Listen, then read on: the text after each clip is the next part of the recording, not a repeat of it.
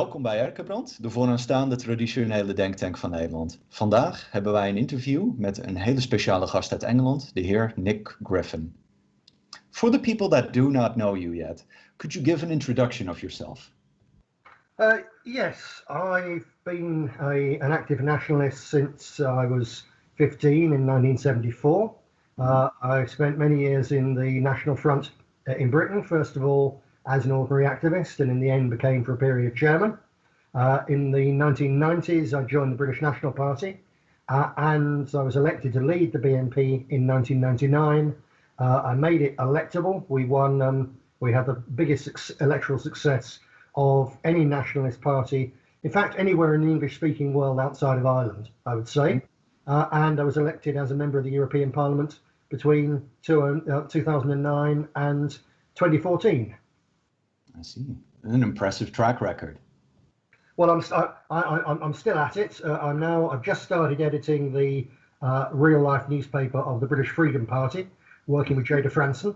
The name, incidentally, I believe, is of Dutch origin, her surname. She's a very brave lady. I don't normally approve, to be honest, of political leaders who are women. Margaret Thatcher was more than enough. But Jada is really something pretty special. She's a really brave woman, and it's a pleasure to be working with her. It is often unlikely, but it is not unknown to happen when someone does rise of particular stock to take charge of things. Yes, indeed. I've also been present working on distributing a book called Deus Vult, Reconquista of the West. This is produced by the Knights Templar International. It's a hardback book. I would say it's, well, the left are going to say it's appalling Christian fundamentalism stroke clerico-fascism. I would say it's the best exposition of Christian nationalism, or actually traditional nationalism. It's there for people who, you don't have to be a crazed Christian to go along with it. But it's a very, very powerful book. I wrote the majority of it and edited the rest, so we're plugging that at present. So all in all, it's a pretty busy time. As always, right now we see with the situation in France that time is definitely against us and that everybody should be doing everything they can. Absolutely so, yes. What is the situation like in Britain compared to other European nations, specifically Western European countries? When you say the situation, what are you talking about? Are we talking immigration or coronavirus, Islamist terrorism or Zionist control? Usually the holy trinity of state repression, right, migrant violence, and of course right-wing efforts towards remedying the situation. Right. The state repression in Britain, I would say at present it's reasonably light. There's far bigger problems with deplatforming and censorship online, and most nationalists in the last decade or so have got into the habit, basically, of everything's been online.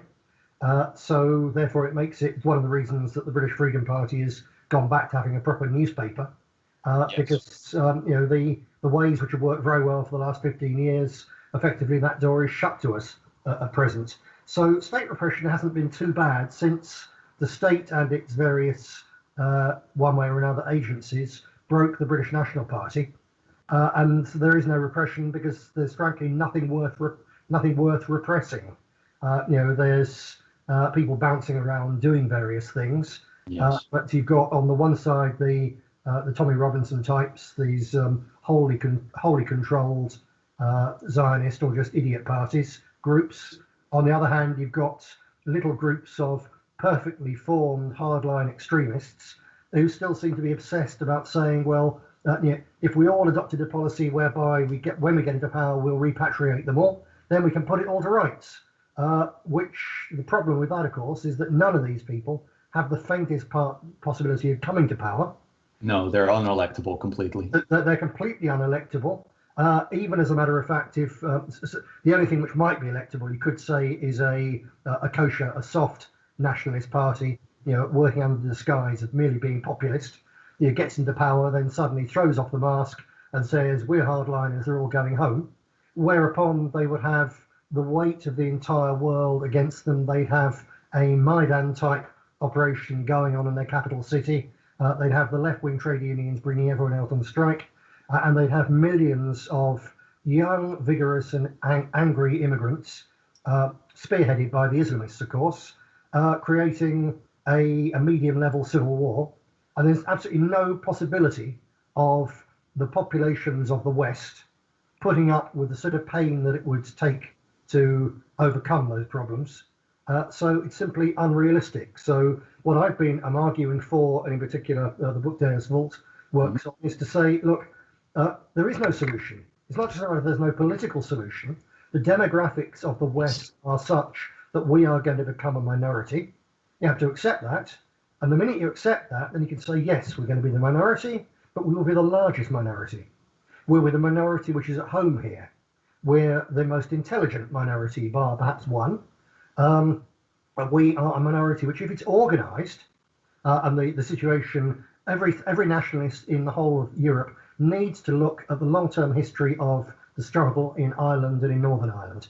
Northern Ireland in particular, where the Catholic Republican minority didn't give up saying, oh, we're a minority. They set about securing their rights as a minority and in many cases deliberately breeding fast to become the majority. And the orange loyalist majority, which is now the minority, are extremely well organised at a cultural level, at a paramilitary level. You know, the loyalist marching bands, out of a loyalist population of 1 million, they can, on a good Saturday, they put 100,000 young men on the streets, marching in military formation, organised in a military way, playing music.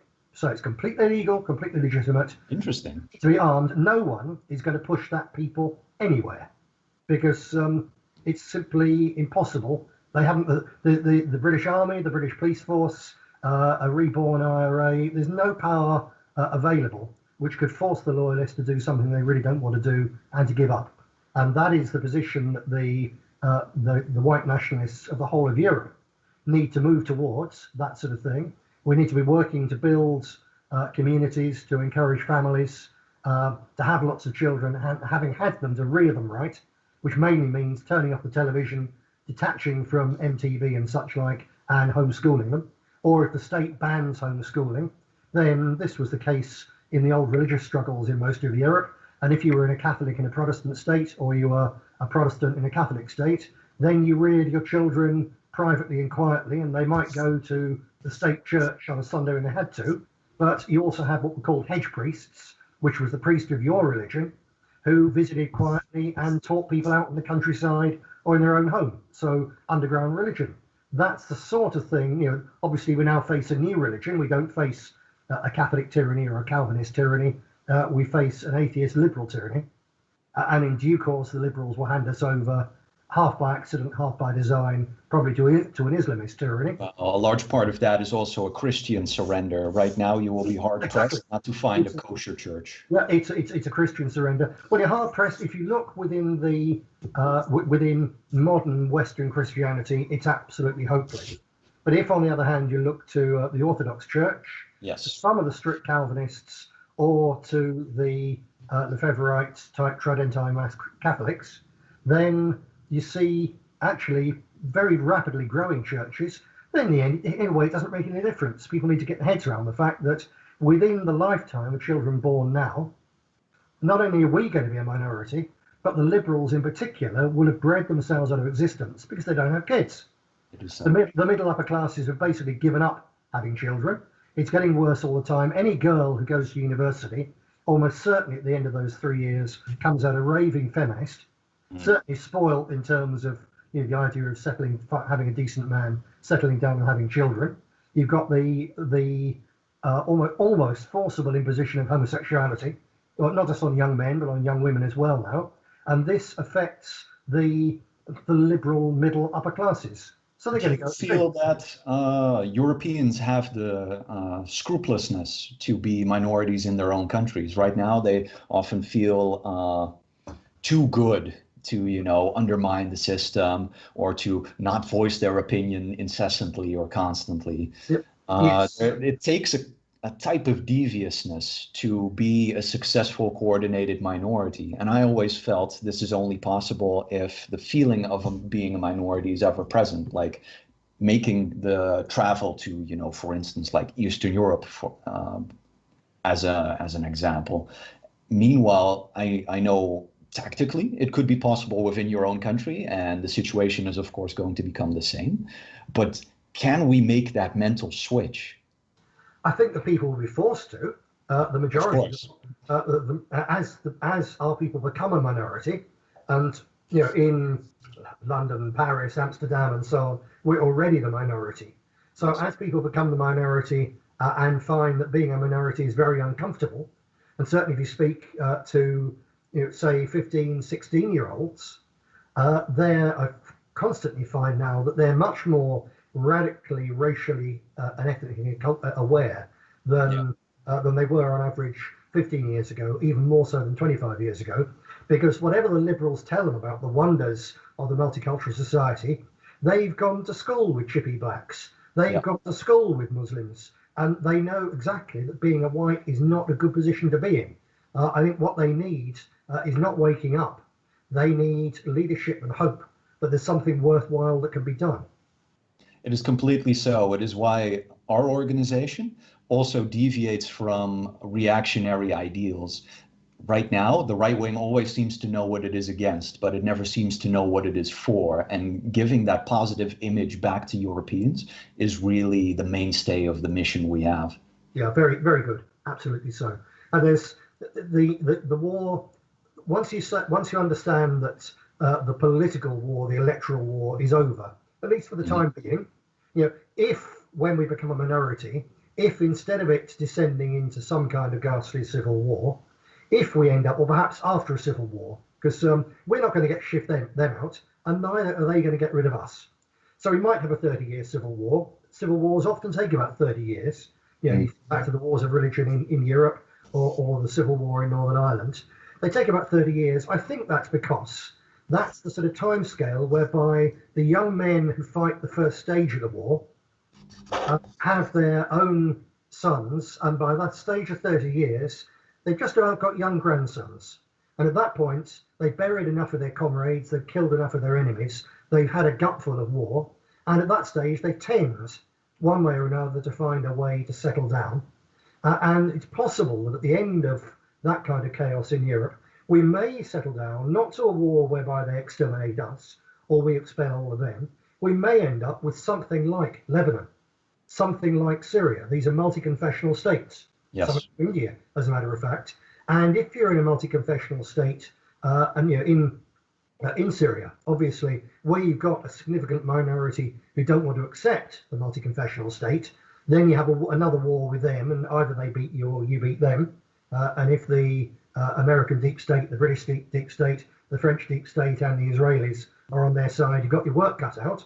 But in the end, if you beat them, then there's a point at which a society is balkanized, and every different ethnic group has its political organization, which is represented in some kind of federalist canton system in Parliament, and you carry on from there. So there will be a time, I think, when, or quite possibly a time when electoral politics is again valid. But for the time being, it's a complete red herring and a ghastly waste of time, when there's so much we can be doing in terms of what you're saying there about encouraging people to be proud, to have an awareness of their own culture and proud of it. There's many practical things to do. Just one example, I was speaking to someone recently saying, oh, well, what could we do? Well, as a rite of passage for any, I'm not talking young men, for boys. Boys traditionally in a decent society have some kind of institution, organization, which takes them away as boys and involves them with non-pederast younger men to encourage them to act like boys. So the classic in Britain or the English-speaking world, Boarding schools. is, well, I wasn't thinking boarding schools, I was thinking the Boy Scouts.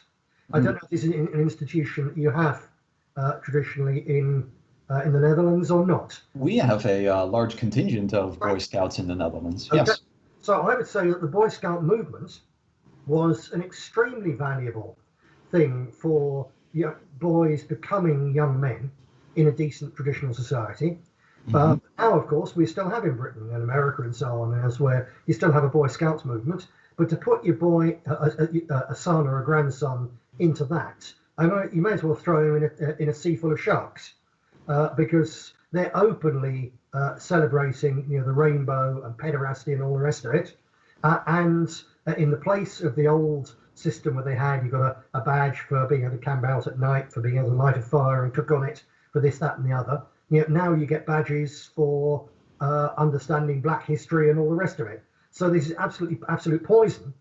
But then surely this opens up for us an opportunity and actually a duty to say, well, since boys of our stock can no longer go to the mainstream so-called Boy Scouts movement, then we have to have nationalist Boy Scouts movements. Yeah. And if there's vicious repression which makes it impossible to talk about nationalist ideals, okay, that might be the case.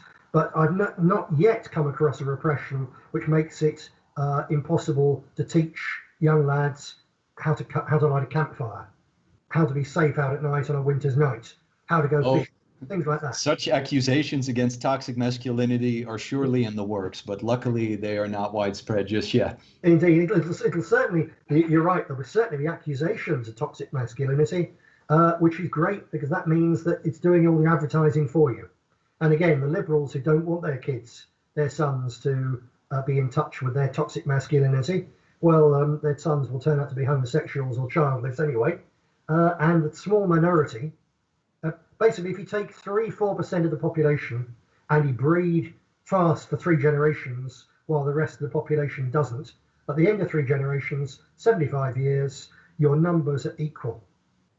Mm-hmm. That's all there is to it. It's purely a matter of demographics. So there's no easy way back for Europe. But equally, I don't believe that it's possible for Europeans to lose control of Europe permanently, not least because we're made for this place. This place is for us. All the Muslims can come here, the Africans can come here. While there's a very efficient welfare state which looks after their health and gives their babies vitamin supplements and all the rest of it, they're reasonably healthy. You take that away, and especially a population which insists on dressing its already dark-skinned women up in big black sacks, and on top of the quarter of them who are congenital idiots because of too much cousin marriage, you'd have another quarter with rickets. It's simply at this moment, I mostly fear that we turn into the South Africans, because the antithesis to everything you basically just lined out is that the Afrikaner has become a greater minority. He used to be 1/4 of the population. Now he's 1/10, yes, and a bit smaller than that. Of course, they allowed this to happen after the 50s. And what basically happened is they haven't prepared. And there was recently a slaying of a 21-year-old guy who was tied to a pole and had himself cut up and tortured. Yes. And basically there was this big protest and everybody on the right wing was like, oh, it's happening. But from my experience and my activism for South Africans basically tells me that this is a lost people, and they have not prepared for the moment where they secede, and they have not prepared on a functional level to make that secession. It's not a white Hezbollah, for instance, right? They are not preparing for the secession. And when I've talked to them as well, like their only purpose in life right now is to be farmed like animals, to provide tax revenue, to keep the country functioning. And the greatest place to do the Frode Midjord white strike is South Africa. Let that country financially implode. Give that food to your own people. But what happens is they keep the economy running and they keep the population fed. And this is to the greatest of their own detriment. Yes, they finance their own oppression. Absolutely, absolutely. And this is what I fear modern Europeans will turn into. This is, if we miss every key on this song, we will turn into them. Yes, absolutely so. I think that having the example of South Africa, and it's only just starting as a gruesome example. It's terrifying. Having that example to look at will concentrate people's minds to a great degree. And then there is a great difference that the Afrikaners were always a minority there. So they became a tiny minority much, much more easily. And we've been the majority. We're going to be a very large minority. So just in terms of the pure mechanics of demographic change, it's going to take us in Europe a lot longer to get to the same place that they are.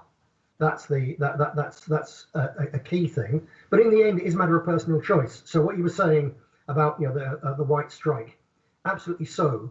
The Afrikaners in an ideal world would do it. I agree with you. I fear they won't, or they'll leave it until it's simply too late. Or if they do it at that stage, then as a reaction to their strike, they'll all be massacred anyway.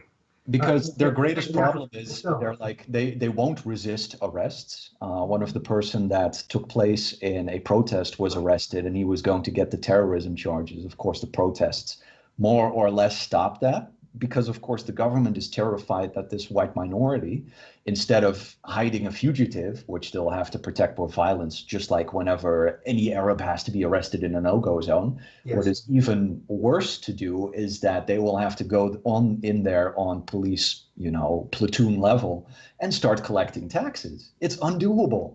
Yes. So instead of actually having this hiding fugitive and continuing a campaign of, anti-government revolution, it is much more easy to say, like, look, come collect your taxes. Come get them.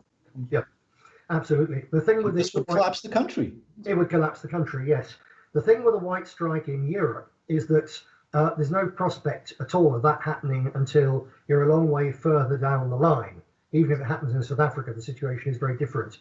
But there is a way in which nationalists can be, and should be, and I believe must work towards the idea of our own strike like this. Basically, yes. Are you familiar with the brilliant but appalling work Atlas Shrugged by Ayn Rand, the Russian-American Jewish libertarian? Yes, I'm aware of her and the book that is very influential on libertarians, but I haven't read it. It is worth reading, actually. It's a brilliant piece of poison. And there she says to the capitalists, look, the socialists that you're working to keep their society going for them, and all you get for it is abuse and persecution and confiscation. Just go on strike. So she does this, and I believe that we need to take that. We need to racialize Ayn Rand and have in our young people's heads the idea that they're not going to wait for a society-wide strike like the Afrikaners should have done or could still do, perhaps. They can do it themselves, because every young man has a choice. I had this when I was at university. So I went to university, and in my final year, and I was just getting my law degree, I was offered a choice of a place in the very best law chambers in London, and glittering career and so on, as long as I give up the politics. So that was my moment. So I chose, no, sod your law career. I don't want to work in an office or an airless, lightless courtroom for 45 weeks a year in any case. I want to do the politics, and I want to do what I want to do. But young people need to be making this decision, not just on a personal level, but also understanding this, that if you go to university, if you get some kind of career, some great bourgeois career, then you will end up on a bourgeois treadmill like a giant plump white rodent, going round and round in order to make the wealth or to run the society, to pay the taxes for people who hate you, to continue destroying your kind. Yes. What on earth is the point? And the whole idea, in the end, it's even deeper than capitalism. The whole idea that money and material possessions, the big house, the big car, and so on, that these things mark a man's success. Leave that with all the immigrants who want to get on and build this. It is interesting you say that, because materialism also defeats Islam at the moment. Right now, you of course have Muslims, becoming jihadis, yes. But much more often they go into the criminal circuit, and they are tempted by drugs, crime, materialism, and this becomes much more alluring and an effective method to keep them away from radical Islam. And not just crime, incidentally. If you look in Britain, I think 7% of our population is Asian, 25% of our doctors are Asian. So, are you saying Oriental, or are you saying some form of Kabbalah? Specifically saying Southeast Asian, not Chinese. I'm talking Pakistanis and Indians, Hindus and Muslims. So some of them don't go into crime. Some of them they get sucked into the bourgeois way, and once they're there, their birth rate collapses the same as ours.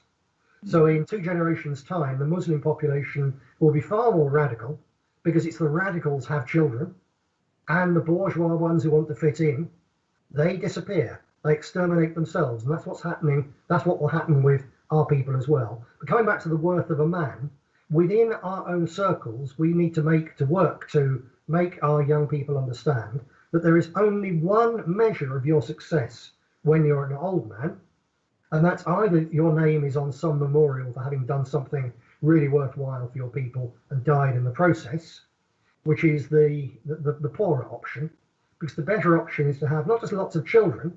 Actually, almost anyone can have lots of children. The skill is having lots of grandchildren. Yeah. Because I've seen various nationalists in America in particular, the people who say, oh no, this is all wrong, we've got to go a political road, well, we haven't got time to breed, we can't breed them out of existence, blah, blah, blah. They point to nationalist leaders who've had 1 or 2 children and lost them to the liberal elite system. Yes. Because they let those kids watch TV, they let those kids go to university, they let them think that the mark of a man's success is money, the car, the house, and all the rest of it. The only mark of your success is children and grandchildren who are within our community. It is indeed so that we shouldn't desire a memorial of stone, but a memorial of flesh and blood. Absolutely so. Absolutely. Let's close it down on that note and continue on the questions. Okay. In 2013, you gave a speech about Zionist influence in the British nationalist scene, which led to the English Defence League and the Britain First Party. You said the British National Party was also approached by Zionist financiers. Could you give a background story to that? Yes, first of all, there's a newspaper, a daily newspaper in Britain, the Daily Star. It's more or less the lowest rung of the socio-economic ladder. If you go any lower than that, then you can probably scarcely read, let alone want to read a newspaper. So it was the demographic, which frankly was particularly valuable to the nationalist movement electioneering in Britain, because most people thinking about voting for a nationalist party are working class. Yes. And this paper, the Daily Star, ran a ludicrously pro-BNP page. I couldn't believe it. They approached us and said, "We want to interview you. We want to give you fair coverage for your party." Yes. So our reaction, obviously, myself and the press officer, was, we've heard that 1,000 times before. As if, yeah. As if. But nevertheless, we thought, well, it's whatever they say to a degree is useful, especially the audience there. It doesn't matter if we come across as rough around the edges and violent and all the rest of it. That particular demographic doesn't give a damn. Probably rather like it. So we gave them the interview, and they published this thing. Honestly, if they told me to write a puff piece for the BNP, for the Daily Star, I wouldn't have dared to write anything so ludicrously, fawningly over the top. It was an incredible piece. We thought, well, that's very strange, but don't quite know what's going on there. And a couple of weeks later, we were approached by a man who said, initially the press officer, I spoke to him after a couple of sort of sessions. He said, look, I'm Jewish. I'm heavily involved in British television, and I was involved in particular in the series called The White Season. Now, this had been a few months before that. There was a thing called The White Season. The TV station put out 6 programs, one a week for 6 weeks, basically putting the white side of the story. There was one which focused on the last white children in a whole part of Bradford.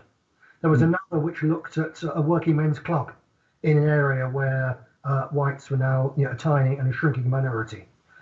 The advertising material for this thing, it was like something Goebbels could have put out. One of the ones was, one of the adverts for this was an English bulldog sitting in a park, and a succession of foreign dogs walked across the park to him and pissed on him.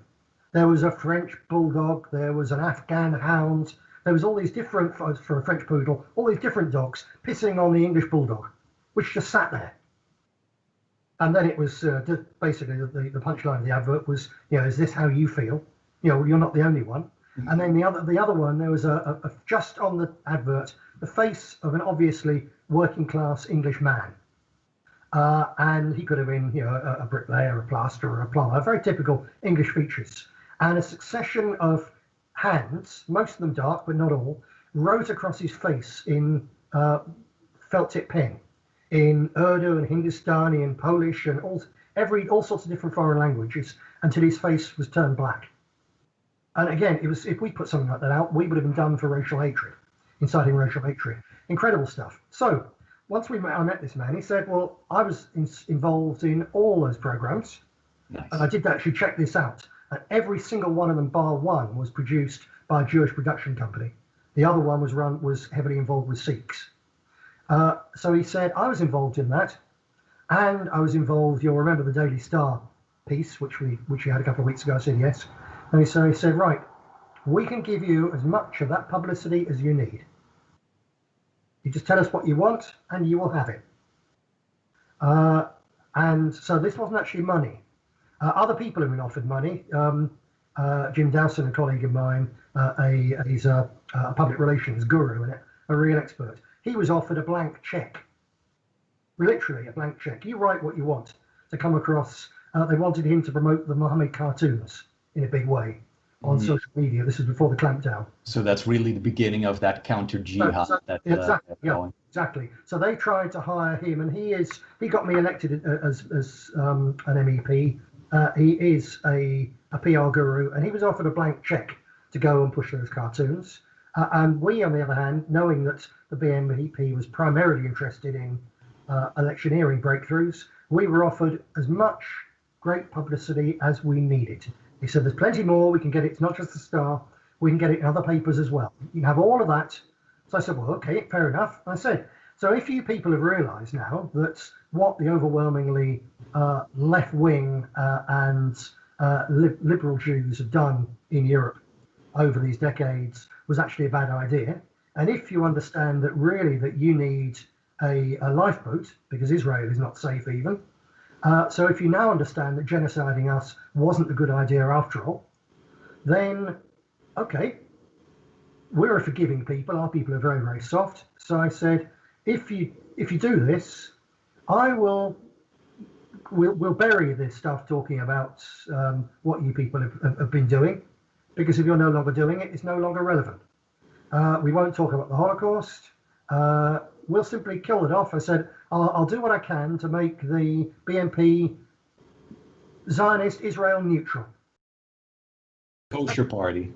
That's fair enough. We'll do that. But do not expect us to support your wars in the Middle East, because we will not. We remain nationalists like that. And do not expect us to go along to become a civic nationalist party where we say that race and ethnicity and culture don't matter. And don't expect us to go down the LGBT road. But as regards your interests, if you want me to make Britain neutral on Israel, then frankly, to quote Henry IV, Paris is worth a mass.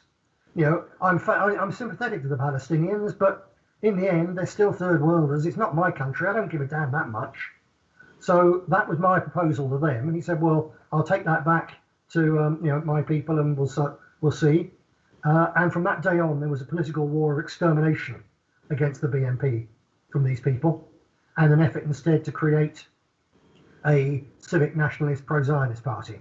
So the answer of just laying off Israel, that was why in the Question Time appearance that I had, at one point they were talking about Israel at the time was firing rockets into Gaza and vice versa. Yes. And I said there, well, it's really not our business. Whatever the Israelis do is up to them, and whatever the Palestinians do is up to them. I don't have an opinion, basically. That was in order to try to keep my side of the bargain, because I thought that if there was an element of the Zionist elite which had understood those things and genuinely was prepared to help us survive as ourselves, then, okay, we'll have to go along with that. But of course, that's not good enough. You did not bow deep enough. Yeah, you have to be absolutely subservient, and you have to go along with the slow motion genocide of your own people. If you don't do that, they won't touch you. Yeah. It is telling that they, of course, have this power in broadcasting, of course, that they always deny. He takes it back to his own people. I wonder what he mean by that. Probably other British people, I think. Yes. Yep. Absolutely. Oh. And that was the day Judea declared war on the BNP. Yes, well, they'd already been, they hadn't exactly been friendly to us before. But at that stage, the gloves completely came off. And in particular, that business, the white season, I believe that was 2007, 2008. Those 6 programs on a minority channel, actually, they probably got us elected in 2009. And without them, it was so close, especially in a constituency with 4.5 million voters. Yeah. I got the last seat by a majority of under 1,000 votes over the next candidate, who I think was another UKIP candidate or a Green, if memory, one or the other. So extraordinarily close. So if it hadn't been what they gave to us when they were, playing good cop, bad cop, or heaven and hell, if it hadn't what they showed us they could do by showing us heaven if we behaved, we would. Of course, first they have to flaunt their power. Yeah, exactly. Yeah, and I've no doubt that they've done, because they also did the same with Jim Dowson. I've no doubt that they've done the same with, for instance, Marine Le Pen. Yes. And obviously with Geert Wilders, there's not even any need to go down that road because he's one of them in the first place. But, yes, he's been on a kibbutz for a big part of his life. I mean, it doesn't get much more Zayo than Geert. No, indeed. It's one of the things which shuts the electoral road, quite apart from the demographics and the question of the control of the media and all the rest of it. Even if a nationalist party makes a degree of progress, yes, there comes a point when they now understand that all they have to do, there's no point calling us Nazis and smears and all the rest of it. When you've got a population who are increasingly at odds with their political elite, those things actually probably mark you out as something different and something genuine. In the end, they benefit you, that level of attack. But all they need to do is to create or sponsor some kind of safety valve. And the most effective thing they did with the BNP, when they fully declared war on us, wasn't to attack us. They put me on question time and attacked me brutally. This is the main, for the sake of non-English speakers, this is the main political discussion program. It's on once a week on BBC. And it's only watched by normally about 2 million people. But those are the 2 million. That's all the local newspaper editors and journalists and so on. It's all the people who think politics, who talk politics down their local pub, etc., etc. So it's very, very powerful. Well, the week I was on, it had a viewing, an immediate audience of over 9 million. So it was absolutely huge. And I was basically publicly lynched on the programme. In the first half of it, but really not allowed to speak, as condemned as a fascist and a racist. And in the second half, allowed to say a bit about what I thought about why we're ethno-nationalists. In other words, they allowed me to confirm I was a racist. I was allowed to say what we felt about the LGBTQ plus indoctrination of children and so on. So I was allowed to portray myself as a homophobe. Yes. I was allowed to talk for a little while about the problems within the Quran, within especially Sunni Islam and so on, and how this makes it a monstrous threat to our society and civilization and certainly to peace. Thereby, they got me to paint myself as an Islamophobe. And at the end of this, when the opinion polls came out, the BNP, which had never previously been above 6%, went up to 22% in the polls. With the result of that it wasn't that I was put on question time and exposed and our support collapsed. I was put on question time. They found our support more than tripled. And what happened after that was that I was never put on again, but Nigel Farage, who was at the same level as me in terms of electoral success, according to the BBC's rules for how often you appear on question time, whereas I was on once, he was on 22 times in that period. And the BBC, which, as I'm sure you know, is the real motor of United Kingdom, not just multiculturalism, but also Europhilia. Yeah. The BBC promoted, it wasn't just question time, they put him on chat shows, they put him on comedy shows, they promoted Nigel Farage and therefore UKIP everywhere they possibly could in order to block the BNP. It worked, it blocked the BNP, it killed the BNP. Especially at the same time as this attack from the political end, they also operated the English Defence League, taking people away at grassroots street level. So they killed the BNP. Ironically, they got Brexit as a result. And then people dishonestly thought that UKIP was actually the new sound of resistance in English society, which it Oh, of course absolutely. wasn't.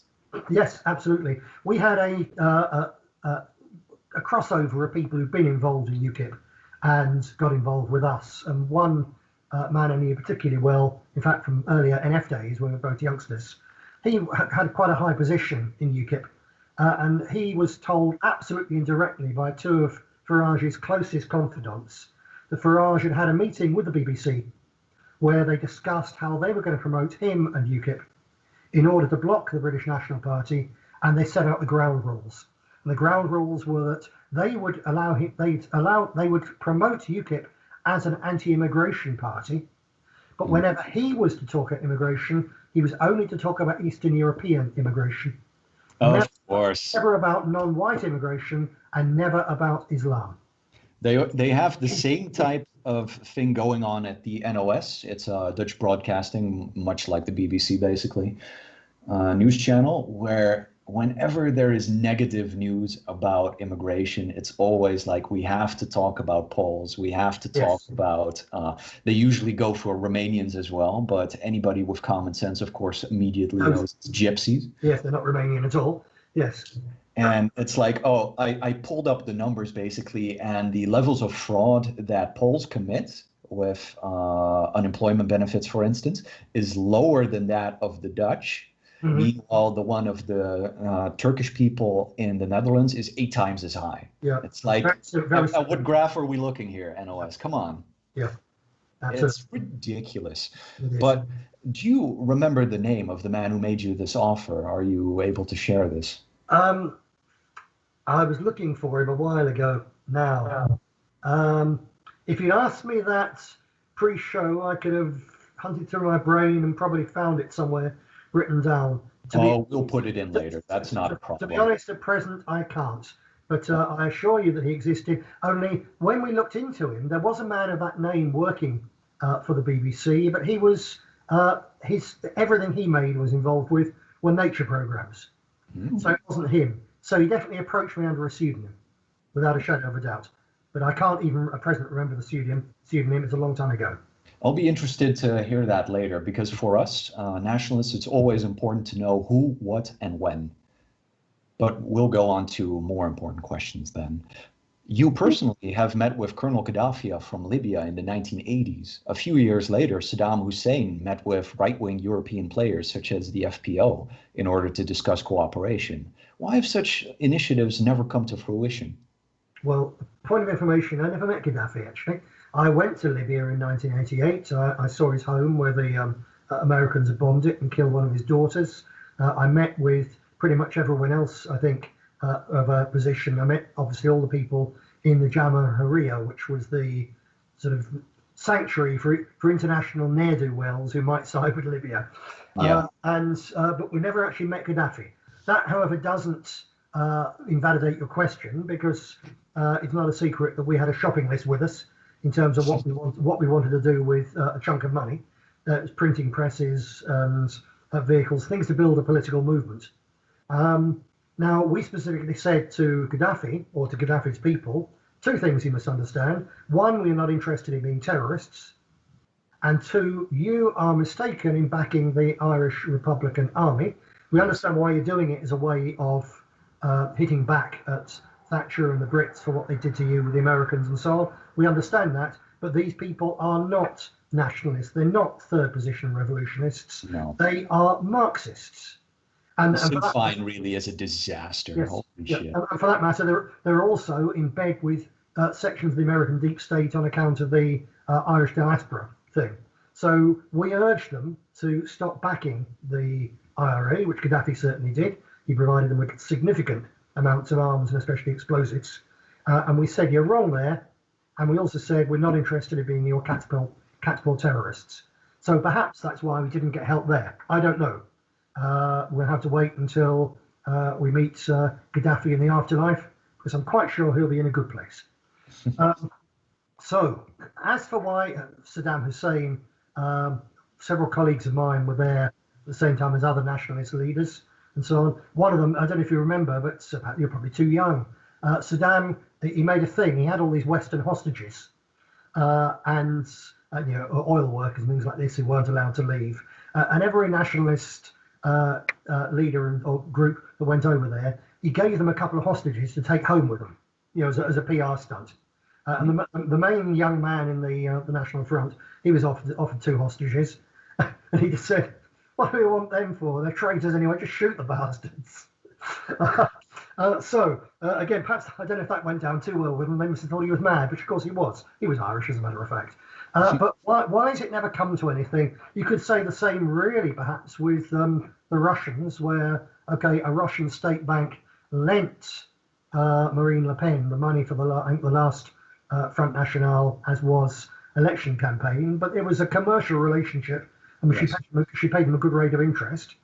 So apart from the occasional bit of good publicity on RT, why the hell don't the Russians, for that matter? Oh, I know completely why the Russians aren't interested in backing a single nationalist organization. See, when it comes to commercial enterprises, the Russians are interested in making a bit of cash. You see this with a couple of corruption scandals and a couple of just normal business interactions that aren't political in nature, but are affiliated with these people in their past. But right now, the greatest threat to Russia is basically this Western hegemonic empire, right? Yep. America, every European country that is at America's behest. And of course, the only thing Russia has to do to basically win this war is wait for the West to destroy itself. Yep. And this is why they are never going to burn their hands on funding nationalist enterprises, because either they get caught, and it'll be a big stink in international relations, or we turn it around and then look, America and Europe is still a threat to Russia and its borders and its sovereign integrity. So it is much easier for Putin and any other successor to him to say, like, look, just wait for it to turn into Africa and self-destruct, and then we'll be fine. Yes, point taken. Plus, I suppose you have to think of things from a Russian point of view, and given that the majority of the hardcore nationalists in the Western world come in some way from a fascist pedigree, their previous experience with this wasn't good. That accounts for Russia. Then, as for the Arabs, well, there's a different thing here. Why nothing serious? You've heard rumours. Well, at least the Iranians, they've done some fantastic cartoon contests. About West and so on, but it never seems to go further beyond that. So as regards all the Arabs, well, I guess if they were really capable of making really wise, good, far-sighted decisions, then they wouldn't have been herding camels until we went and got the oil, would they? They aren't us. They don't think like us. They're not us. So don't expect them to make decisions in the way that we in their position would make that decision. So I think it's partly that. And I think there's also an element, why on earth would any sensible Arab businessman pour money into most nationalist organizations in Europe, which are run by lunatics, crooks, state grasses, the scum of the earth, and have utterly unrealistic fantasies instead of serious, concrete plans and progress? Well, hopefully we are there to change that, but I see your point that the nationalist landscape, historically and right now, is always bereft of what we discussed earlier: electable people, employable people that you are comfortable investing money in, and then seeing some positive return instead of a disaster. It's not just electable; it's competent as human beings, to be honest. Vast amounts of this scattered movement they're people who could not succeed in anything else, and that's why they go to nationalism. And nationalism has, without a shadow of a doubt, the very best people of our race in it, and also quite a few of the worst. It is so. It's the yin and the yang at the same time, and nothing in between. I shouldn't be too cruel to Russia entirely, though, because we have seen that people who fled the West to, just basically live out their life in Russia. We have the leader of the base who's currently there. Yes. There has been a stink in the Netherlands surrounding that, but the man himself didn't seem too bad. And we have, of course, Edward Snowden that is hiding out in Russia. It does seem that the greatest function Russia has is that at least it's a place you're not going to end up in jail for. Yes. Yeah. There's the the Swiss revisionist there as well, isn't he? I do know that Yep. somebody from a Russian man in Sweden almost had his children seized, and he fled to Poland, Hmm. not entirely Russia, but it kind of falls into the same strait that a lot of people on our side are looking for that cross-border refugee status. Yes. Ironically. I don't know if you know, I'm banned from Hungary, which is unfortunate, Hmm. because I was spending a lot of time there with several colleagues. It's a lovely country. It seemed a very, very sensible place to be using as a base, and as a potential bolt hole. And people who say, "Oh, we mustn't run from our home country. We've got to stand and fight and die here." Well, that's all well and good, but I can't think of any successful revolution anywhere in the world, basically, That did start abroad. by its key people being able to go abroad, and there to think, write, plan, and organise, fundraise, Yes. and so on, and then send people back. And Hungary looked like a pretty good deal, but unfortunately, the Orban regime is very close to the Israeli Secret Service, very, very close to a lot of Israeli money, and so you can go there, but you're not completely You're free not to do free. whatever That's the word. whatever you will. I think, and we were my colleagues and I, we did get involved almost accidentally with the local political scene. And in fact, there was different groups of nationalists were saying we want to form a new political party, and we actually said to them, don't bother to do that. Okay, Orban's by no means perfect, but every single nationalist all over Western Europe would give their eye teeth to have an Orban in charge of their own country, because he's so much better than what we have. Yes. So you should be loyal opposition, and don't go down that road. However, they did. And because we were the people who brought them together, Oh, by running a prisoner aid setup and so on yeah. for one of their good people, so we were the ones who brought these rival groups together. So when they then formed a political party, I think we got the blame. And it is very. You have to understand, I think, that when you're looking at some kind of fairly nationalist government, state, and even people, you might be prepared to have foreign refugees who are on your wavelength you're living in your country, fair enough, but it becomes pretty bad taste when they start to interfere in your politics.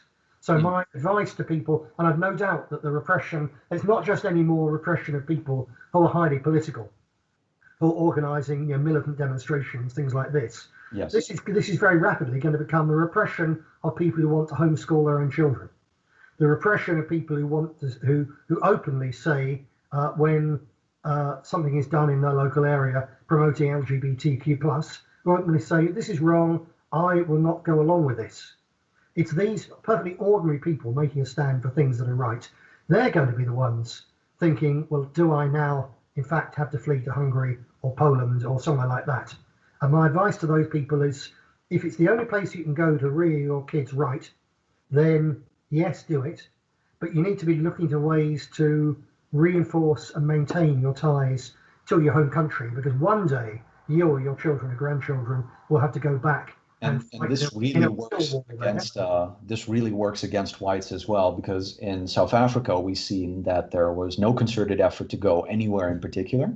So everybody went to Australia, they went to England, and they became Australians and they became English. Yes.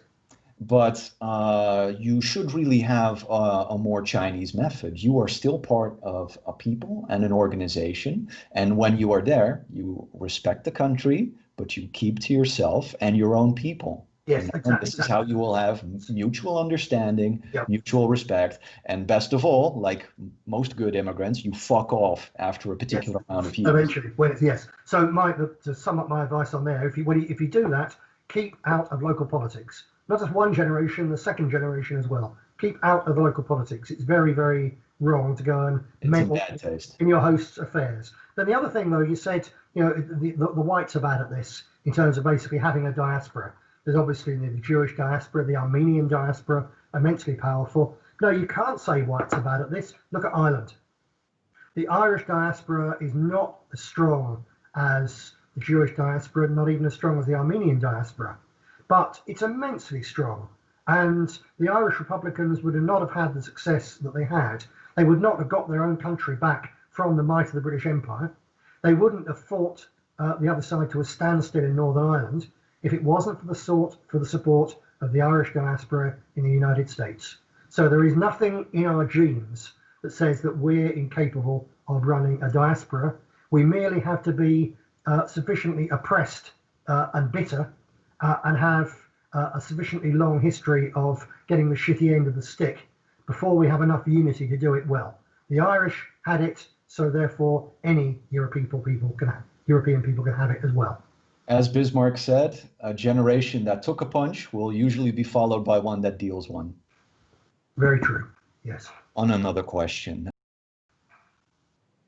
A lot of right-wing news outlets focus on pointing out negative aspects of our society. Very few actually come up with ideas or what we can do. What is your vision concerning this subject?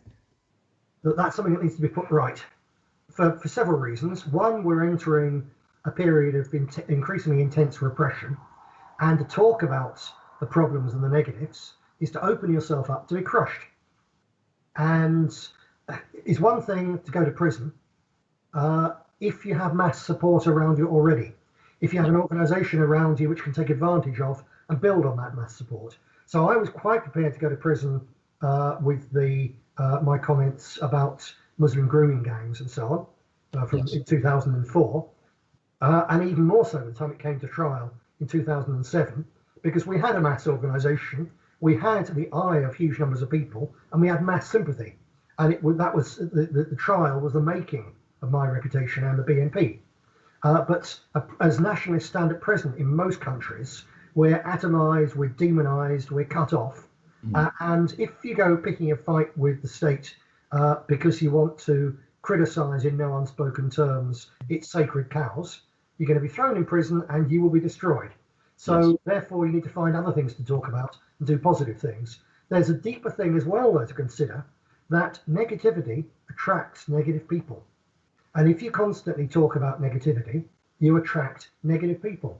If you talk about things for which hatred is a justifiable response, you attract haters. And you can't build an organization on hate. It is entirely as you say. I always, in the past, wound up in chat rooms, and there are just people who want to be vilified. It is this almost masochistic group where, look, I am being despised because all my special opinions. And then eventually, once you actually have to make an organization for that positive change, they, of course, are the first one on the chopping block because these people do not contribute anything to the nation or to the people. Yes, absolutely so. So you want to attract positive people. It's dangerous speaking about the negatives. Plus, to be honest, if someone in any modern Western society doesn't already understand that multiculturalism doesn't work, doesn't already know, or rather isn't already prepared to admit that mass immigration was a total disaster and we are in serious trouble, and that radical things are needed for our people even to survive, let alone sort this out. If they either don't understand that or are unwilling to do something about it, then they are no use to us anyway. No. We only need the people who already understand what's wrong. The thing is to involve them and mobilize them in positive things which make being involved with these things something which is attractive to other decent people, and which separate them out as far as possible from the existing society. Basically, I've likened it as this, that it's a big ship like the Titanic. Yes. And when I've been involved in this, say, since 1974, I think it's fair to say in the 70s, the 80s, the 90s, the 2000s, it was fair to say that nationalists were saying the ship is heading for an iceberg, or it's heading for the rocks, Yes. and we need to change course. So we're fighting to get onto the bridge, which was bi-electoral politics or whatever. But we're in a totally different position now. The ship has struck the iceberg. It's struck the rock. It's got an effing great hole in it, and it is sinking. There is no way, for demographic reasons, economic reasons, and the state of where we are now, there's no way that Western liberal capitalism is going to survive. No. It's going to sink. So we're not in the business of trying to get onto the bridge to change course. We have to be in the business of building life rafts for those people who want to get on them.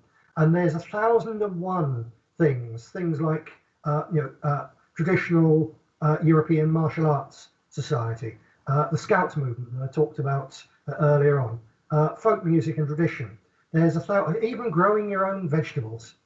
There's 1,001 things which are actually far safer than being involved in radical politics, far more constructive, and we need people doing these things with the movement having a much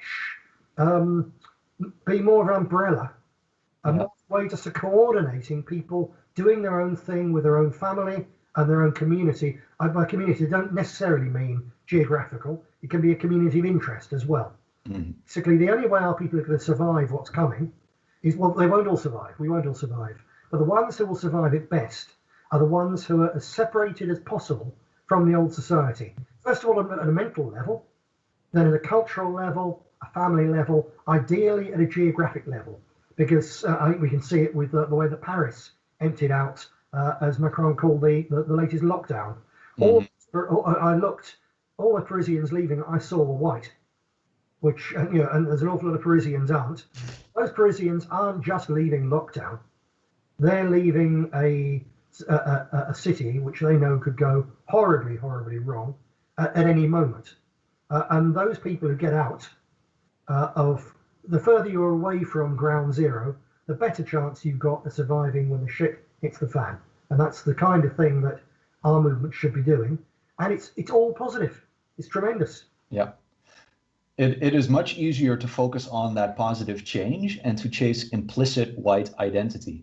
This is really the folly of the old right-wing policies that we've been following, fighting onto the bridge. It is that we know what we're against, but we don't know what we are for. What is our identity? What is our positive outlook on life? What do we want to be? And what we will make war on later on is come what may. But first you must understand, why do you do it in the first place? Who are you? Yeah, absolutely so. An example of that was the music scene. In the actually in NF days, I was quite heavily involved, mainly through Joe Pearce, who's a nationalist leader up in the BNP, in the National Front at the time. He was the one who really first he persuaded Ian Stewart to go back to being political, and that was where the whole nationalist music scene started in terms of the Oi type stuff. Started with that, and then the fringes of the BNP were heavily involved with that as well. And when we were really motoring with the BNP, we created a record label, the CD label as was by then really. So nationalists for years have got the music scene, but they went down essentially the negative skinheady road. Yes. And it was already fairly negative. Ian Stewart, just before he died, he was saying, look, I'm 40 now, I can't carry on being a rock star, I'm giving all of that up, I'm going to get into folk music. But then he died, and the scene was captured by Combat 18, which was a British state pseudo gang. The whole thing was a setup from start to finish, and they led the music scene down a grotesquely negative, supremely musically incompetent position, and they effectively destroyed it within Britain. And for that matter, even the best of the nationalist music scene was, in its musical origins, was based on ska, was based on R&B. It was based on reggae. I quite like a bit of reggae, to be honest. But if you want to find a white a mass white movement in Britain today. You can't go to football; it's quite heavily multiculturalized and so on. You can't go to the National Trust. There's lots of higher ranking Asian doctors there with their kids and all the rest of it. If you want to go to somewhere where you'll only find white people, you couldn't even go to the British National Party, actually, because we had in its later stages, we were forced by the state to take ethnics, and we had a couple of Sikhs, and we had a couple of West Indians who fought in the British Army, and actually they were thoroughly decent people. There really wasn't a problem. But I've never seen anything as white with young people as a middle class folk against fascism gig. Yes. Because the minute you start getting into traditional music, traditional white music, whether it's classical or whether it's folk, it clearly sends some kind of ghastly vibration down the spine of any non-white, and they run a mile. It's the same in the United States. The most segregated thing of all is country music. Mm-hmm. It's the most popular form of music in America is country. You wouldn't know it listening to the airwaves and so on. In fact, country music sells more records in Britain than any other genre of music. But you wouldn't know it. But it's completely self-segregated. It's self-segregated in a positive way. People really long in music for a sound that represents themselves or their generation, and I feel this is falling apart. We'll have a little talk about music later as well, but there is a real generation gap as well, not just from yourself to me, but also from myself to the current Zoomer generation, where what we listened into the 90s was at least entertaining, and I think all of the best music is 80s and 90s at the moment, but I'm sure everybody has a preference for the sound of generation. Yes, I'd say 70s and 80s, so generational. We're close. Yeah. But for Zoomers right now, Generation Z, it is really the worst type of African trash rap music imaginable, and the hip hop scene truly has gone even down from my generation. It's no longer NWA, Eminem, where, okay, at least this is enjoyable black music, or like funk and disco from the 70s. It is really garbage. The intellect of music has really taken down, and I wonder what effect this will have on the youth. But speaking of at least having a white industry, a white music industry, why does the left have so many wealthy financiers and the nationalist side so few? Does that also come down to the previous image issue, or really is there nothing of interest? Because, I mean, even as yourself, as a prominent person in the nationalist movement, surely there were some people interested in keeping their people alive. That's a very interesting question. Okay, so from the left, most of their money bags, let's face it, the money bags of the European left are not Europeans, shall we say, in most cases, especially in the music industry and so on. So you're talking about a minority who are using their power and their wealth to subvert the society in which they exist. So we haven't got that. So our own people, why aren't they nationalistically involved? Yes. Again, I think in the end it comes back, once you get into money as the measure of a man, it's highly individualistic. And so money allows you to insulate yourself from problems, or at least to kid yourself that they're not your problems. You can move away from it, you can buy your way out of trouble. And you've made it, you've got your status because you're stinking rich. So I think it's partly simply that people with lots of money neither need nor want some kind of group identity, and group validification of what they are, because money does it for them. So there's that. Within Britain in particular, and I think it's probably true in other countries to a lesser extent, there's a problem of the old class snobbery that the media have portrayed being nationalistically aware and sympathetic to your own people and so on. They portrayed it as something which is knuckle-dragging proletarian, or at best working class. It's the old coal miners who have now lost their jobs. So yeah, we perhaps even a little bit of sympathy for them, but they're the left behinds, they're the failures in society. So if you're successful and you allow yourself to be identified with those people, you're committing social suicide with your own class of people. And certainly in Britain, that's a real problem when snobbery is still a very, very strong factor in most people's heads. So it's partly that, but certainly it's true, and it's all the BNP. We were very effective as a fundraising organisation. You think in terms of so I was elected as an MEP, and so was another MEP. So we had two MEPs elected, but that probably cost £1 million. Now, £1 million put into a series of counterpower initiatives, the music scene, a nationalist scouts movement, a network of local charity shops, raising money for local gyms for youngsters to go boxing and such like in. £1 million would have gone a long way there, but that £1 million sort of went into really just the politics. And every single nationalist party fighting elections, if they're serious, if they're not laughing at it, they're talking about putting hundreds of thousands of euros, pounds or dollars into every single election. Vast sums of money. So because the BNP was good at that, I got a very good handle on the people who gave money. And we had in the BNP a number of millionaires, genuine, self-made men, millionaires. Yeah. And only one of them ever gave more than £1,000. Only one of them. Most of them at an election, a campaign, at a local meeting, they put a fiver in. If they were really pushed, they put £50 in. But if you wanted someone who would put in £1,000 when that was 8%, 10% of their entire annual income, you have to look to an old retired train driver.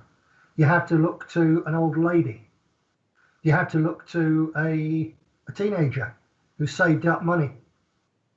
Rich people don't give money. They really don't. They're partly rich because the bastards are too mean to give money away to a good cause. I've got no time for them at all, to be honest with you. Is it perhaps that most good causes on the left are actually tax evasion schemes? That, you gave this much amount of charity and you do not pay double in taxes, which is a system in the Netherlands. So of course, every company worth its salt donates a significant amount of money to a left-wing cause so they don't have to pay the extras in taxes. That obviously would help. But then to give a donation to a political party, there's a cost involved. Or to be a member of a political party, there's the cost. There's the immediate financial cost. It's €50 membership, or they're asking for €500 towards this election campaign or whatever. So there's a quantifiable cost. And if you're on the left, that's the maximum cost. And if you're a corporation, you're giving 100,000, then as you say, it's tax deductible. But there's an additional cost, and it's been like this for a long, long time, and it's now getting much more expensive. The additional cost of giving money to a nationalist organisation is the social cost, the economic cost in terms of persecution, and bad publicity, and so on. Now that's been operating. I know I used to many years ago. I used to have an occasional drink with an old former black shirt, one of Mosley's men, who'd been a councillor in Eastern England in the 1930s for Mosley. And I've lost my thread there entirely. The additional cost. Yes. He was saying that when Mosley set up the newspaper, initially there were local businessmen took out adverts, which was going to finance the newspaper. Yeah. But of course, the Jews on the left got onto them and threatened them and bricked their windows and threatened to take business away. And one by one, quite rapidly, they all ran away. Yeah. So that was nearly 100 years ago. The opposition had that capability to add massively to the cost of a businessman, a decent national capitalist, say, giving money to a decent cause. The cost is simply too high. And if it was too high in the 1930s, it's certainly too high now. Yeah, especially with online brigading, we are experiencing the same thing surrounding Black Pete. Right now, our cultural festivities around St. Nicholas are Yes, being beset. And so any store that, of course, contributes to having a Black Pete instead of a yellow or a white Pete is going to receive nonstop threats, and it's going to experience vandalizing. And of yes, course, anybody that leaves the store is going to be like, hey, I'll get you after shutter time. yes, And absolutely. so Yeah, violence works. And we're going to find this out in France as well, that eventually newspapers don't want their people decapitated anymore or getting yes, shot up.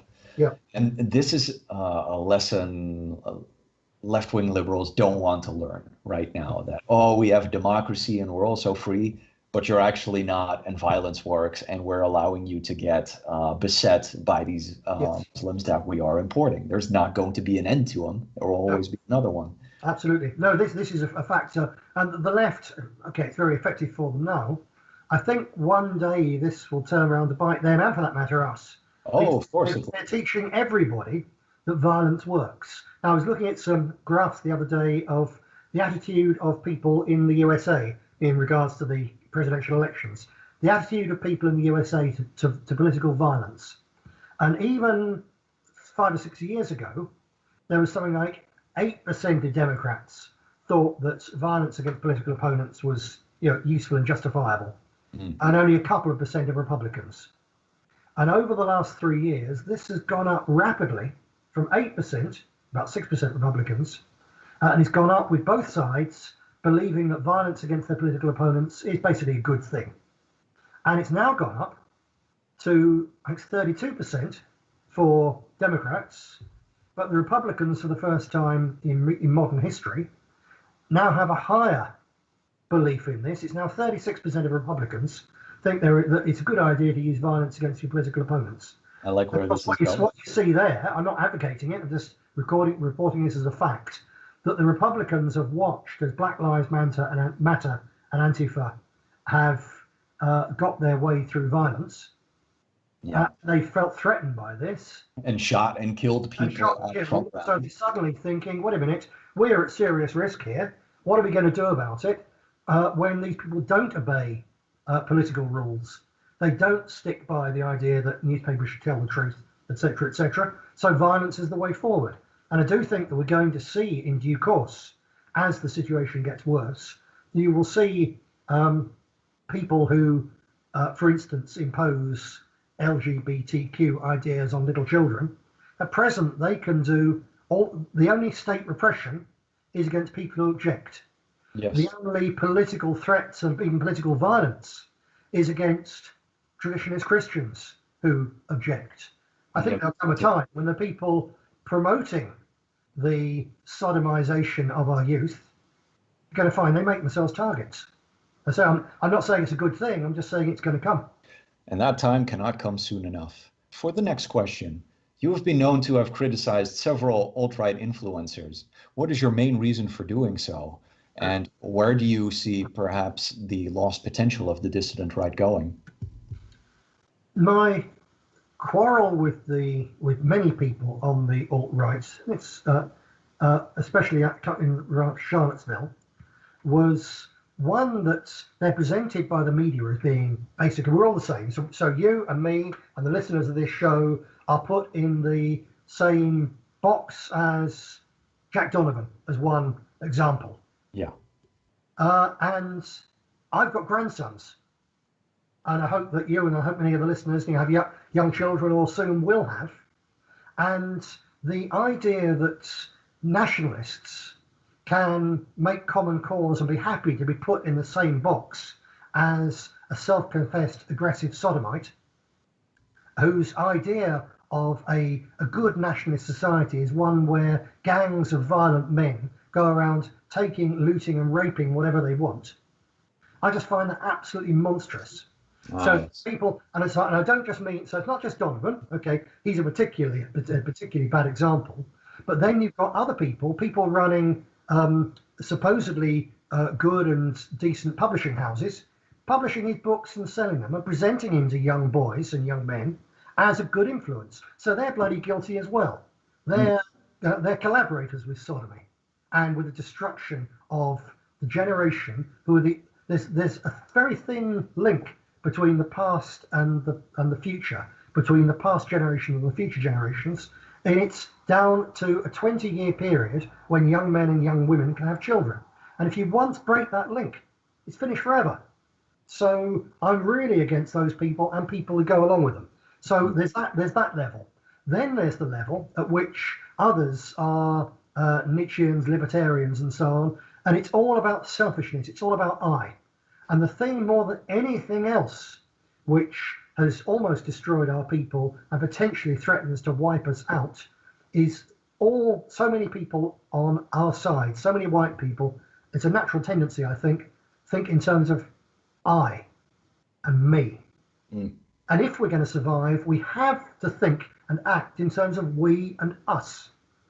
So whether it's Ayn Rand, the Jewish philosopher, or Nietzsche, the Aryan philosopher, they're both of them preaching hyper-individualism, and that is ultra-destructive to our cause and the future of the chance of a future for our children, grandchildren, and posterity. So they're also, I don't care what the left say, I don't care what morons who read too much and don't think enough think. Those people are not the same as us, and we're not fighting the same battle as them. And the final thing, particularly with Charlottesville, and particularly the American alt-right, is just looking at their ideas of tactics and strategy. They are so utterly brain dead and stupid that they're going to walk into every trap that's possibly set. And with Charlottesville, they did. The Knights Templar, the organisation that I work with, and it's people say, oh, it's LARPing. So elderly Americans join because they want to feel part of some ancient European thing. Yeah. But then that money, we for instance took stab-proof vests, drones, and communications equipment onto the Bulgarian border for the Bulgarian militias working there to help keep Islamist invaders out of Europe. We took another load to not just to Serbia, but actually to Kosovo. And this was again bulletproof vests, tactical kit, non-lethal military aid. We took to the Christians down in Kosovo. Was actually arrested in Belgrade Airport with 4 huge cases of this kit, thousands of pounds worth of kit. We got it there in the end, but it was a little bit hairy. So that money came basically because elderly Americans want to feel part of something. So no, it's not LARPing; it's deadly serious. But the Templars, we had a Facebook reach. We had a network of news aggregate sites with more than 4 million likes. It gave us an immense amount of power in both the Brexit campaign and the Trump election. We were delivering 70 million pieces of really well-honed pro-Brexit or pro-Trump. And the point about Trump is not that he's great, but he's a damn sight less bad than the others, whether it's Clinton or Kamala Harris. So we delivered 70 million pieces of very effective propaganda, memes and so on, aimed at the blue-collar workers who almost everyone else was missing in the last week of each of those 2 campaigns. That was immense power, and it also, through advertising and so on, it gave us a lot of money.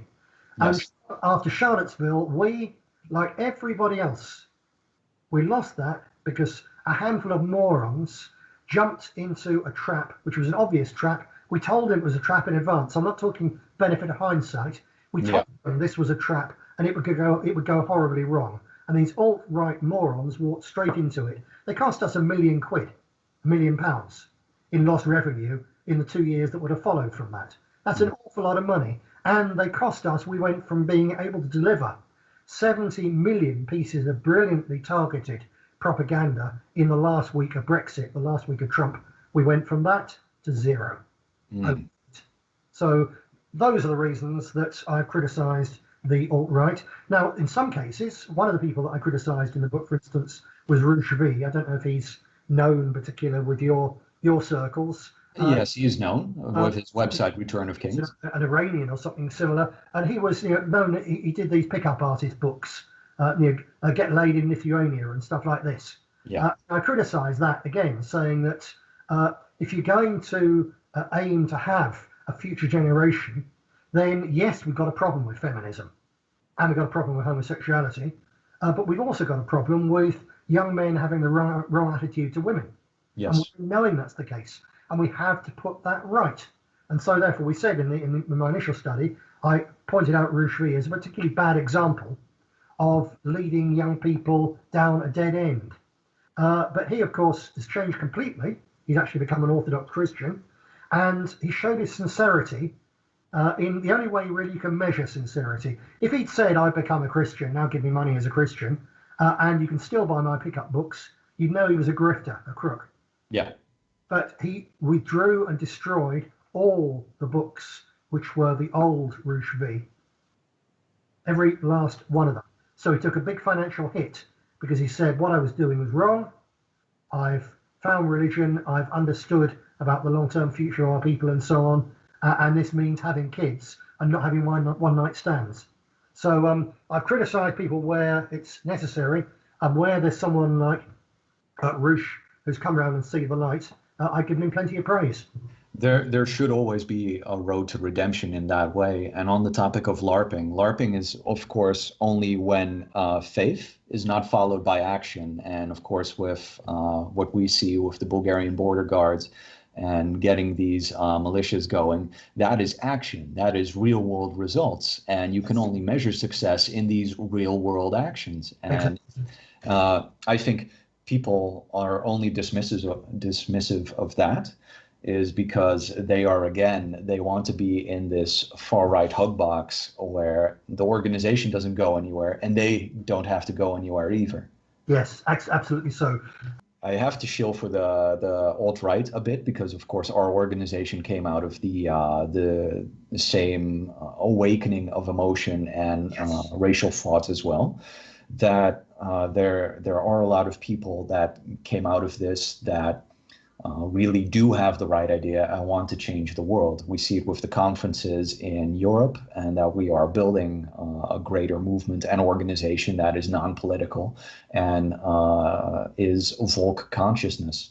Yes, absolutely. No, some very good young people went through it and came out of it. I think with quite a lot, especially when it's online and behind pseudonyms and so on, a lot of it's a sort of the same kind of licensed rebellion that the left used to grow from. You know, when parents were reactionary, fuddy-duddy old right-wingers, then becoming a leftist was the best way of being rebellious when you suddenly hit 17 or whatever. And it's a natural thing for young men, especially, the need to kick against the old order, against their fathers and grandfathers for a bit. It's a natural and perfectly healthy thing. Of course, it's misused by various powers, but in its core, it's natural. So therefore, when the establishment is crazed left wing, then the reaction against it is to go to the other way. So you become some kind of nationalist. But I think with a lot of them, when it remains online and behind pseudonyms, it is a passing phase, it's a fad. And they very quickly, once they get on the bourgeois treadmill or they're near it and so on, that's it, it's gone. But there's a minority, and this is the minority which built the left, and it's the minority which will build traditionalism, the right, call it what you will. There's a minority who go through this awakening and make their decision that this actually is for me, and I'm going to make my life with this. And so there'll be people getting involved in and doing really good things for years to come, who their first point of contact was with what are frankly LARPing and useless groups, on the alt-right or whatever. Doesn't matter, it's part of a historical process. So I don't damn the groups, I damn bad leaders. It is so. To avoid the own thing, because as a father of four, one of the subjects you emphasize is the negative birth rates. What advice would you give nationalists regarding starting a family and preventing that family from going onto the bourgeoisie treadmill? Well, the first thing is to set in your head what I was saying before, that your purpose in life is to reproduce, and not just through one generation, but you can't get past 2 generations in a normal human lifespan. But that's your purpose. Money is not your purpose. Money is a means to an end. Yeah. Career is a means to an end. And if you're on the bourgeois career treadmill, then you're at university, you're mixing in social circles, especially we're mainly talking to young men here. Automatically, your social circle becomes young women at university. And then, I fully understand how when I'm saying to young men, look, what you need to do is find a decent girl and start having kids. And they're looking at me as though I'm mad, because the girls they know are spoilt feminist harpies. Yeah. It's because they're looking in the wrong place. If you go fishing in a sewer, you'll catch a turd. It's as simple as that. And the sewer is, to a degree, the multicultural nightclubs and so on, but an even bigger sewer. Because if you go to a nightclub in a small town, I can't abide that music. But all over many parts of Europe, in that small town nightclub or whatever, it's still only white kids. And the girls, most of them, they're hairdressers or working in a local store or whatever. Their heads haven't been screwed up by being overeducated. They're still decent girls as well. But once you go down the bourgeois career road, so you're mixing with college girls, you've got almost no chance of having kids. At best, you're going to get married, have one, before she divorces you and takes you to the cleaners. And that's it. So the key thing is give up on this bourgeois career, none of which are safe anyway, because IT is going to do the job of the lower level lawyers and the doctors and all the rest of it very, very soon. And all you're going to do, if you hold down a job, all you're going to do is paying taxes or money for a hugely overpriced city flat or whatever. That's it. You will become a genetic dead end. You may as well blow your brains out, to be honest. You're no good to man and a beast. So what you need to do is to go and get a trade. And the demographics are in your favour here, because the reason, say, in Britain, that there's been the big problem with so many Polish plumbers coming in is not actually that they're taking the jobs of young English plumbers, but there aren't young English plumbers, because Tony Blair made it a target now reached of having more than 50% of young kids going to university. The result that the young men who had the brains, and it's a very skilled job to be a plumber, even more to be an electrician, the young men who had the brains to become a good electrician now have a worthless sociology degree and are flipping burgers in McDonald's. That's the problem. So don't bother with the degree under any way, shape or form, unless by chance you are potentially a brilliant engineer or a microbiologist. Perhaps there you need, if that's really what you're going to do and you can be really good at it, perhaps you need to go to university. But if not, don't go to university, get yourself a trade and look at one of the niches where all the decent men who are running that trade at present, they're all in their 50s and 60s and about to retire or die. Because there's going to be a huge gap there. Find yourself a trade, and the more of your trade can be done with ordinary people, not working for big companies, and ordinary people for cash, it means that you can earn reasonably decent money, and you can make sure that you minimize to the last cent the amount you give to a state and a system that hates you and your kind. So get a trade, work black cash as far as you can, find a decent girl who didn't go to university, have children, do not let them go to university. And I know when I'm talking to 19-year-olds having kids and they go to university, again, their eyes glaze over because they think, well, he's talking that's 3 decades away.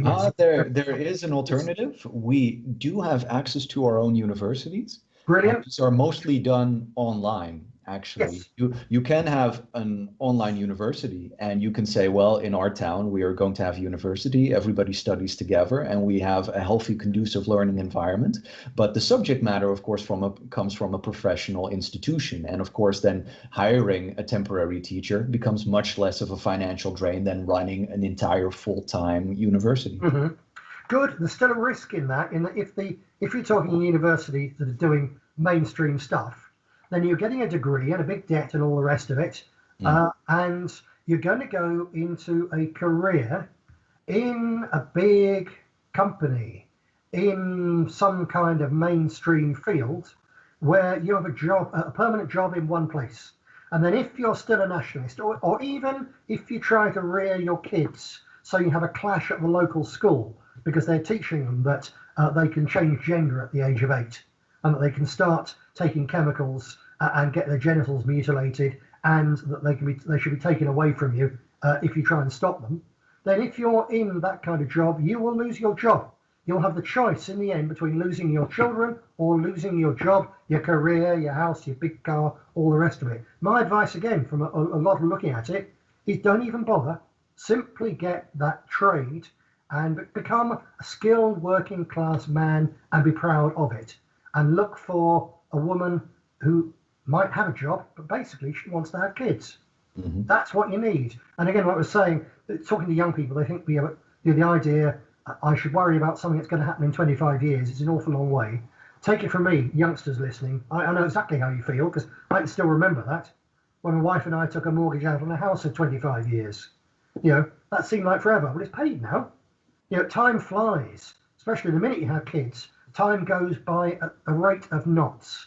And if you waste, you can afford to waste a year when you're young, but I don't recommend it. If you waste time, you suddenly find that it's a commodity you can't get back. One more thing about the LARPers and the bad types and so on. I'll comment on this, by the way.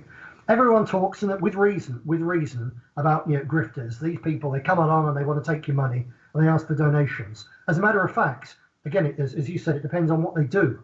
If they're asking for money and then doing things with it, even if it's fighting elections, actually futile as they are, at least they're doing something you can see where your money's going.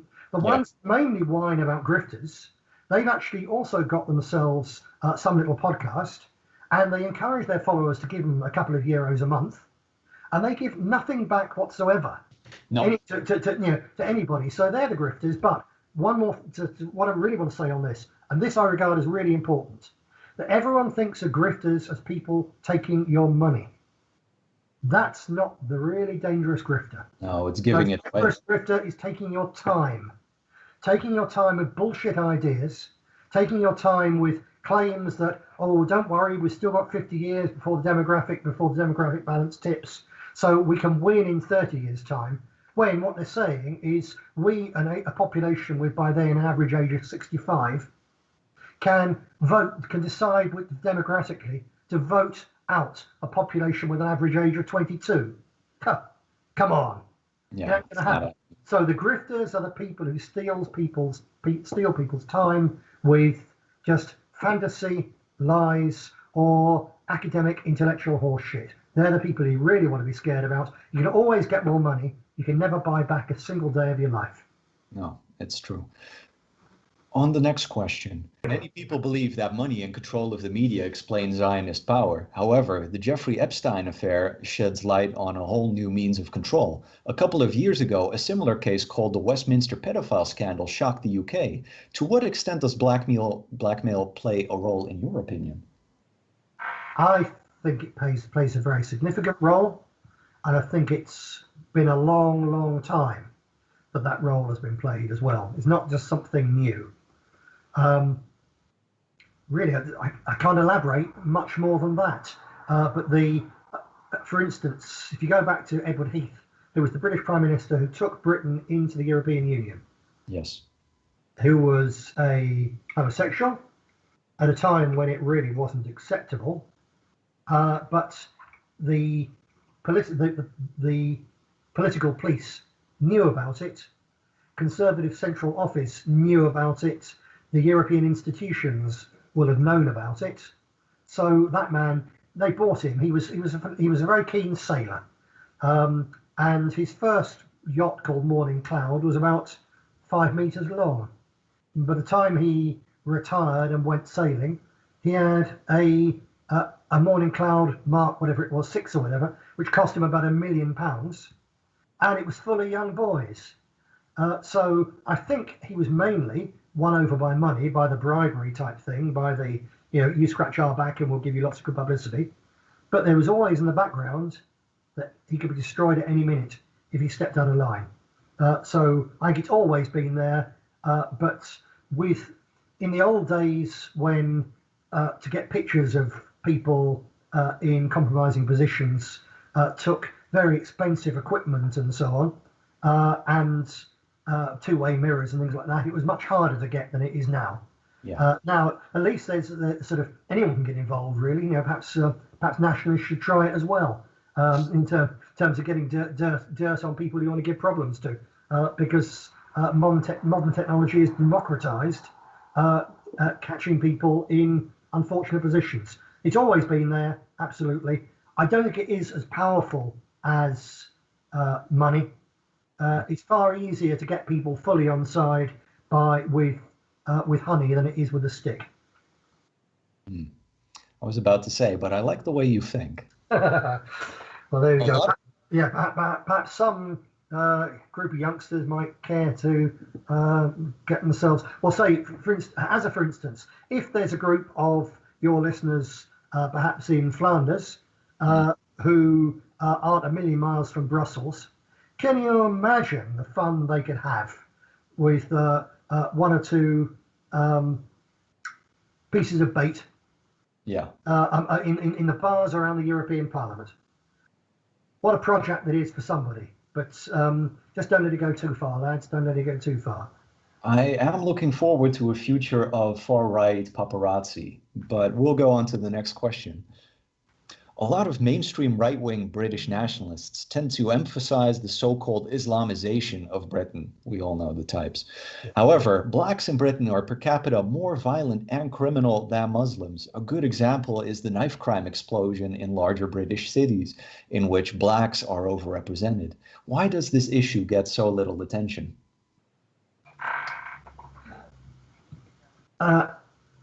Nothing bad which comes from immigration normally gets attention. Because obviously we're dealing with an elite which, for a variety of reasons, ideological, hatred of us, financial and so on, for a whole variety of reasons, an interlocking group of elites want to promote mass immigration, so the bad aspects of it don't get talked about, including black crime. There's an additional factor there in terms of pure policing. If you talk about black crime enough, in the end you have to do something about it. And at that point, you then get enormous riots. So it's an expensive thing. Businesses get burned down, policemen get hurt, and so on. So everyone wants to avoid it. So the talk about Islamization and the grooming gangs and so on it's not that the black crime is something which is unusually not being talked about. It's Islamization is the exception. That's the one aspect of mass immigration which does get talked about. Why?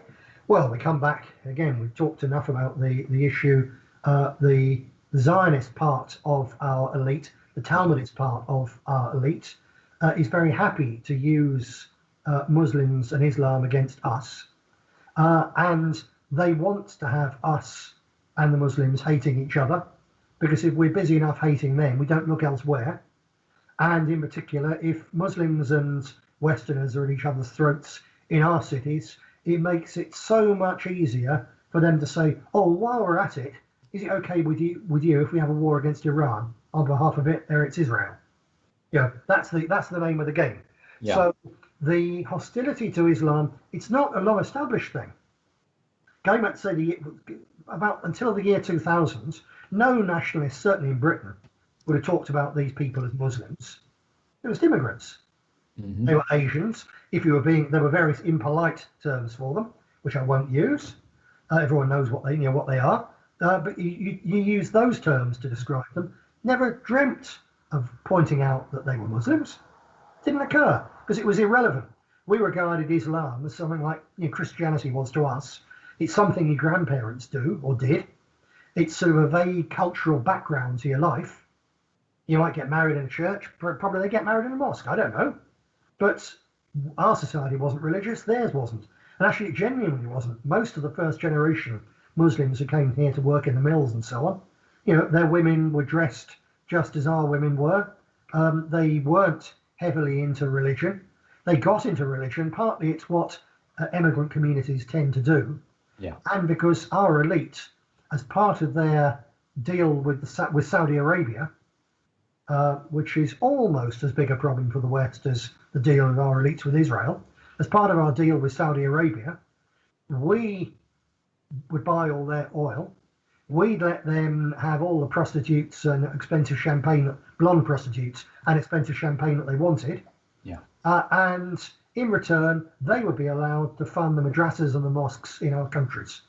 So we've had now 30, 40 years of intensive Islamist indoctrination, and it's turned a Muslim population from something which was broadly not that different to 1950s Christian Europe, to an increasingly radicalized bunch of followers of something which was a minority heresy within Sunni Islam, and is now a majority strain. It's just as if for the last 30, 40 years, every single school had Christian teaching, which was organized by those Jehovah's Witnesses. It would still nominally be Christian, and critics would say it's Christian, but actually it's not Christian at all. It's Jehovah's Witness. So the same now, we've got this Wahhabi Salafist strain, but unfortunately it's not nothing to do with Islam. It's a lot to do with Islam, because our own elites' devil's deal with Saudi Arabia means that brand of Islam is now the majority strain in the West, and it's very, very dangerous. But to come back to your question, the mainstream far right talk about it because they're allowed to, so it's sort of safe. For the behest of Israel. It's become popular because the mass media have plugged it, so you get a really good response. If you knock the blacks, you're straight away going up against all the subconscious training, and there's an awful lot of it gone into our people, whereby they spent the last 40 years cheering black footballers. They spent the last 40 years listening to black music, and they spent the last 10 years watching lots of blacks being ever so cool and ever so funny on television. So that it's harder it's a harder thing to attack. It's so easy to attack Muslims. You get a really good response from it. Yeah. In the end, whether you're genuine and after recruits, or reasonably genuine and after votes, or you're in it for the money and you just want that, you get a better response if you kick Islam and kick Muslims. So that's what these people do, and it obviously then becomes a vicious circle, whereby the more they're kicked, the more extreme and unpleasant they become. And in many cases, it doesn't take very much. So the more their white neighbours hate them, so the more that's the thing to press on. There's a certain group laughing all the way to the bank. Interesting. That's really a good tactical assessment of the situation. We've run all out of questions, and we are on 2 hours of interview. I am really happy you showed up for the interview. I've gotten a lot of great answers, and it's good to know that a lot of thoughts that I've had about the situation concerning the right wing and global politics are also found in another brother in arms. Good. Well, it's been a really interesting talk, Sam. I've greatly appreciated some very thought-provoking and intelligent questions, which I think are also very useful to people. So I'd be happy to come on again whenever you want. And in the meantime, thank you for having me. And we'd love to have you again, and perhaps for the coming conference.